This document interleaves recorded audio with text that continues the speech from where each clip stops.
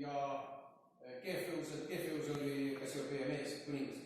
Kefeuselt ja Kassiopeialt naiseks, need andsid nõusoleku, Andromeda oli ka nõus, kõik olid nõus, kullad peeti ja nii edasi ja nii edasi. Ühesõnaga õnnelik. Aga teid kolme ei saa lahutada, tähendab mitte Andromedat ja pärast me näeme väiksema pildi peal, nad on kõik taevasse. Harva juhtub, kui terve perekond taevasse tõstetakse. Nii see Kefeus, jah. Kefeus, Kassiopeia kui Andromeda ja Perseus tapvad.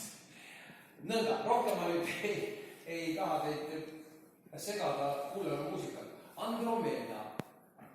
No jääb mulje, et üks nõtt naisterahvas aheldatud kalju külge ja värisega nõtaks jälle ootab oma Perseust. Ei, siis on kirjutanud Andromeda järele jõud äike vikerkaar. Ju ta siis sihtis sel hetkel oma teleskoobi taeva avamustesse ja oskas sellest tähekombinatsioonist mitte niivõrd kena naisterahvast välja vaadata, mis ka aheldasid,